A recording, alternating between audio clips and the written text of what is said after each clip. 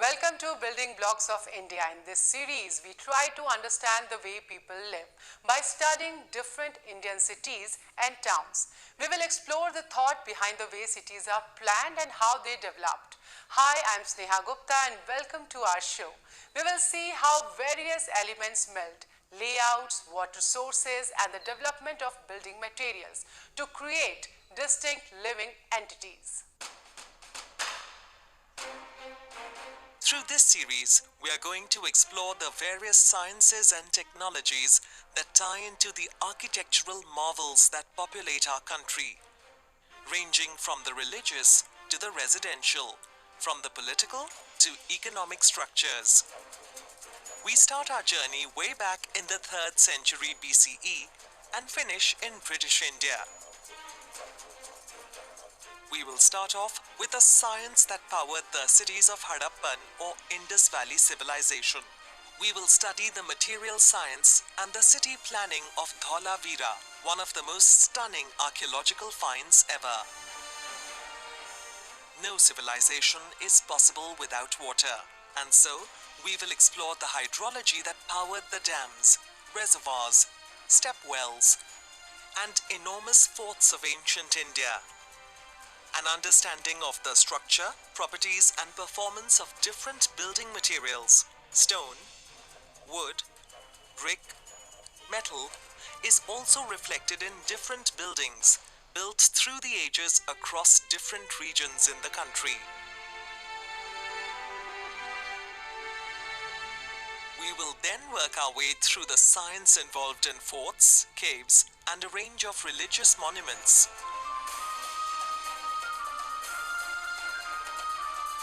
We pay special attention to the evolution of the dome, the arch, and doorways.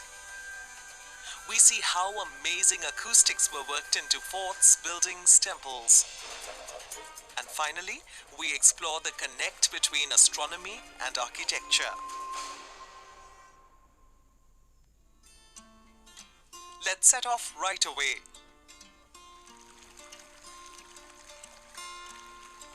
Our journey starts in one of the oldest cities in the world, Varanasi.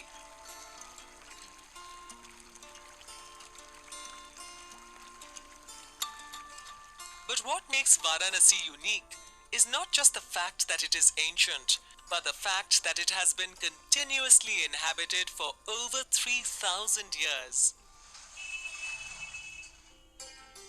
Mark Twain, the American author, famously said about this city, "Banaras is older than history, older than tradition, older even than legend, and looks twice as old as all of them put together."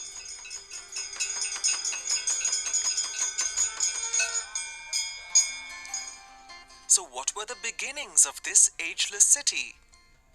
Myth has it that the city was built 5,000 years ago. All very well, but what evidence do we have? For that, we will need to travel to Rajghat, an excavation site in Varanasi itself, where remnants of city walls, pottery and artifacts dating back to 800 BCE have been found.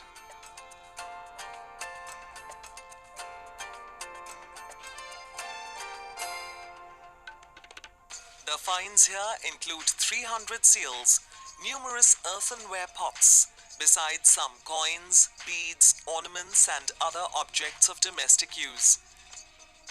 The coins found here looked like punch-marked coins, typical of the Harappan civilization.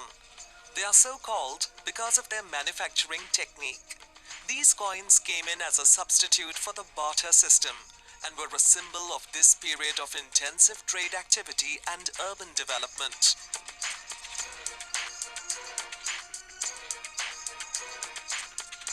Now, what is the science behind an excavation? For this, we travel to a live excavation site in southeast Rajasthan to find out more. This is a recent find. Excavation at this village called Panchmata started only in 2013-14. This site is believed to belong to the Ahad culture, dating back to 3000 to 1700 BCE. The people here had trade links with the Harappans. A fair amount of pottery, mud brick walls, and domesticated animal bones have been excavated at this site.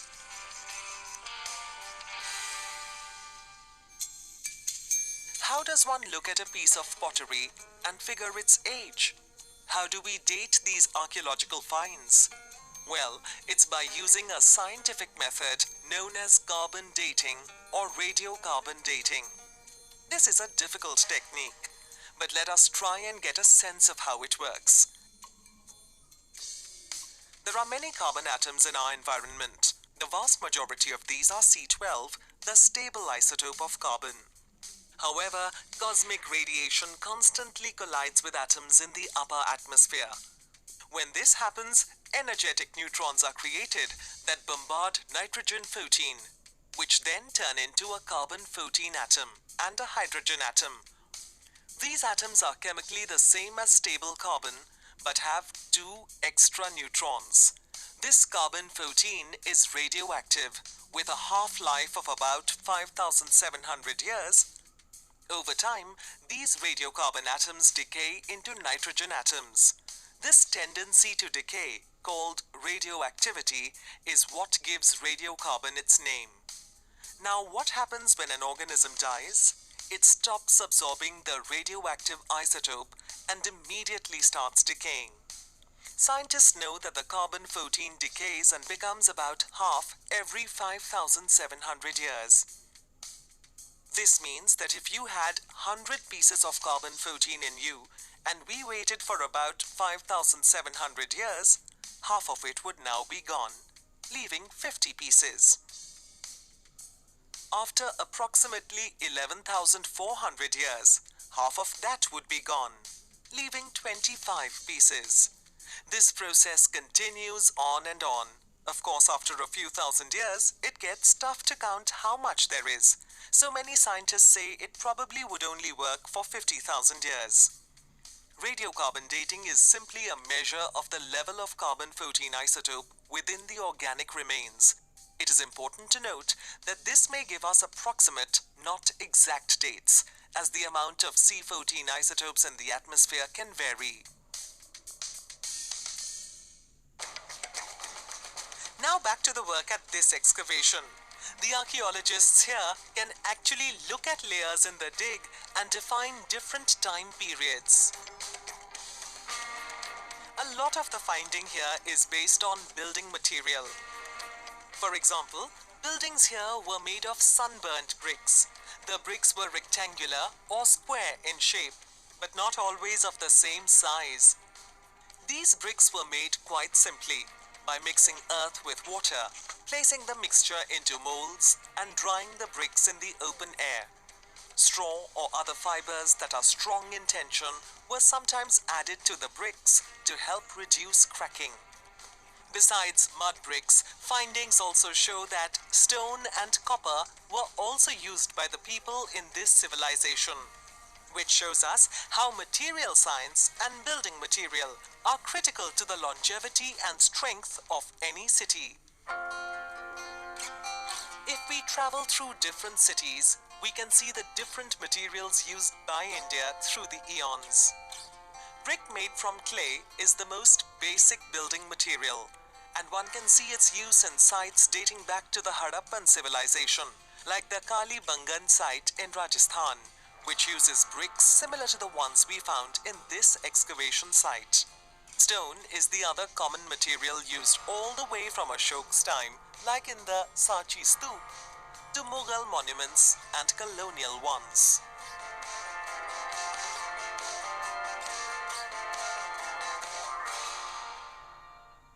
Let us now head back to Varanasi and look at some other factors that help in the growth and survival of a city.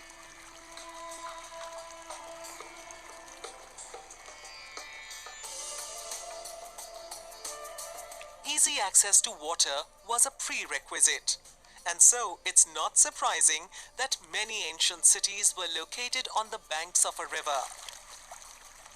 like Varanasi, which was situated on the west bank of the holy river Ganga. If one looks at the river alongside Varanasi, it forms a semicircular shape. This made it suitable for anchoring boats that would have come in for trading purposes. The defining feature of the Varanasi waterline are the ghats. These steep ghats are now used as public spaces for rituals and for cremations. But as recently as the 1940s, the river was extensively used to transport goods and passengers.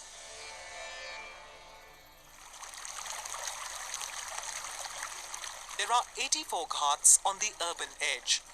Their number has increased over time as ghats were subdivided into smaller sections and the natural embankment was stepped and faced in stone. It is difficult to date the ghats. Some go back to the 14th century, but many are even older. They have been extensively renovated and extended in the last 3 centuries to allow access to the holy Ganga from the temples and shrines of this ancient city. Now, if we study the development of the city, it is clear that the ghats have been built keeping in mind the rise in the level of water during the monsoons. The city of Varanasi was actually constructed on a ridge at a lofty distance of 15 to 23 meters above the Ganga, which runs below, creating a bridge between the river and the city. The ghats describe a crescent sweep over a 6.8-kilometer stretch. In some places, they are very steep. Now, why is this? Through different seasons, the level of water in the river rises and falls dramatically. But during the rains, the levels rise as much as 15 to 23 meters. When the river subsides, the steps were often seen to be covered with silt deposited by the Ganga. So, the ghats were carefully planned and constructed to protect the city when the river was in spate during the monsoons.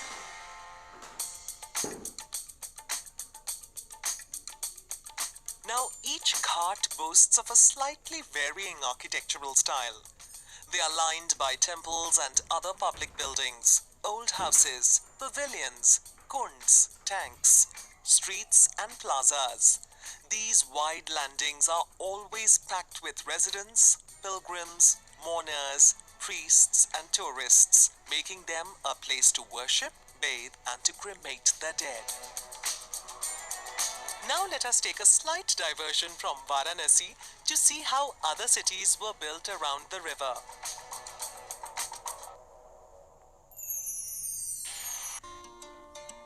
All the great early civilizations, Egypt, Mesopotamia, and the Harappan or Indus Valley civilization. Often the way water sources were tapped helped the growth or the fall of a city or civilization. The Chols of the south were able to build dams and hence access to water and food flourished, which played a big role in their growth. And as expected, it is clear that those who did not live near water sources sometimes perished or came up with innovative solutions. Water harvesting devices like wells and reservoirs, and this helped them to flourish. Fatehpur Sikri is a classic example of a city that failed because it was not able to access water efficiently.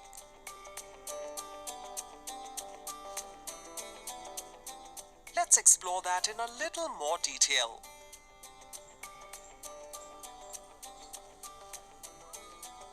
Fatehpur Sikri, the imperial city designed by the Mughal Emperor Akbar, is unique in the way its spaces are laid out. It has no streets but consists of a series of interlocking courtyards set to the cardinal points. The design of individual monuments is based on symmetry, but in the layout of the complex, the rules of symmetry are broken and asymmetry is deliberately employed. This unique layout may have been employed to provide flexibility in order to accommodate different buildings and spatial conceptions.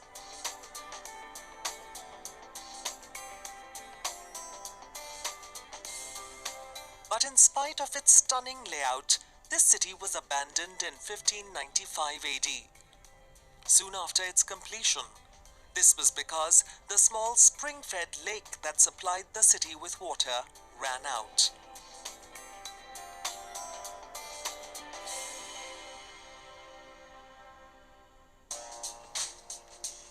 From Fatehpur, let's move to another planned city, Lutyens, Delhi, the last construction project of the British in India. This remains one of the supreme achievements of British architecture in any period of history and is considered as one of the most elegant and sophisticated urban landscapes anywhere in the world. Let's explore the genesis of this area, often considered the eighth city of Delhi. On December 15, 1911, King George V and Queen Mary laid the foundation stone for New Delhi, the new capital of British India. And one man was put in charge of this mammoth task, Edwin Lutyens, who was a self-taught, working-class genius of ethnic Dutch origins.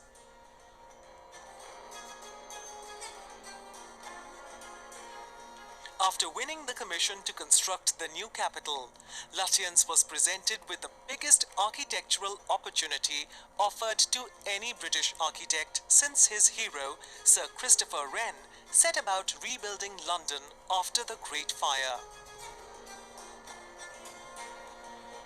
The construction of the new city was an epic project, involving no less than 29,000 labourers.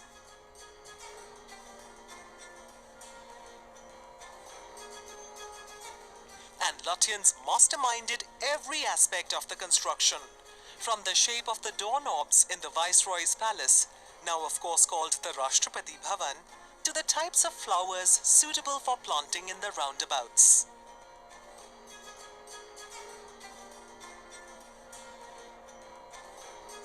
Let's look at some key aspects of the city plan. Along the city's axis, he set out a vast rectangular mall, surrounded by government offices, and crowned at its far end by an imposing palace for the Viceroy. And this palace was the pinnacle of Lutyens, Delhi.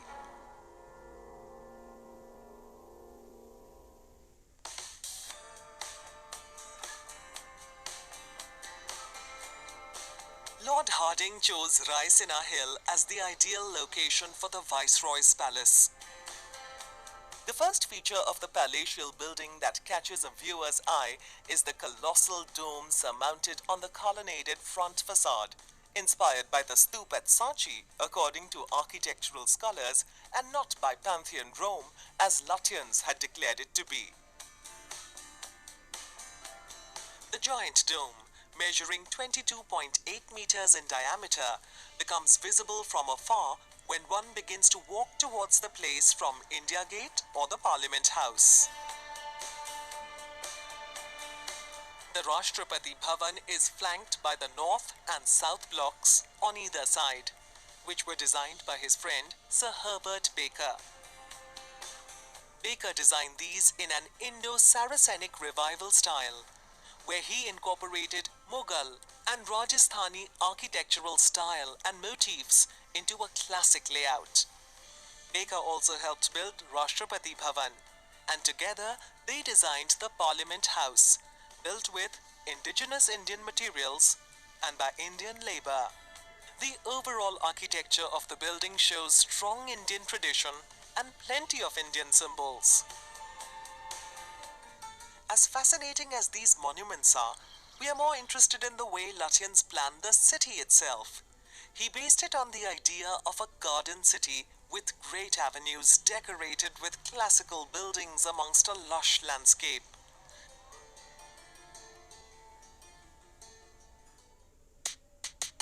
Three major visual corridors dominated the layout, linking the governmental district with three other important monuments in the city: Jama Masjid,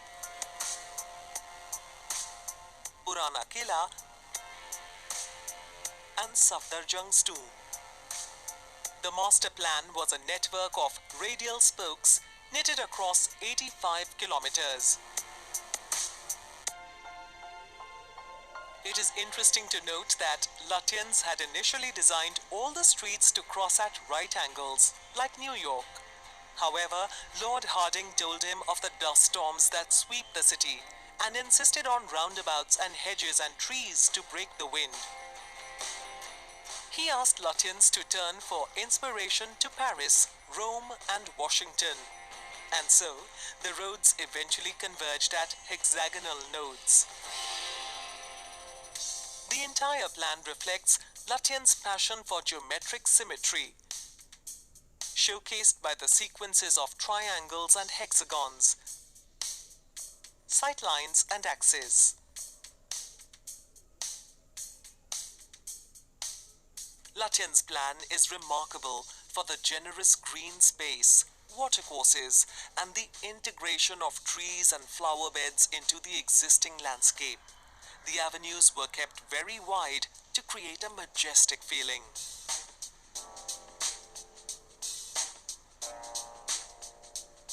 The other detail Lutyens and other city planners worked out was the specific trees planted all along these avenues. For example, initially only 13 species were chosen. Later, this was expanded to 16 species. The plan was to avoid very common trees. For example, they attempted to avoid all the common trees that the Mughals would plant as avenue trees. They didn't plant mangoes, the banyan, nor the shisham. Instead, they planted things like the peepal, the neem, jamun, and the arjun.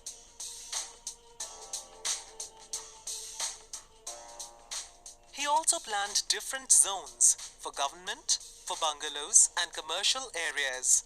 Within each area was a plan. Take the Lutyens' bungalow zone. Hierarchy was everything, from the kind of bungalows gazetted officers would occupy to the ones for British and Indian officers and their peons.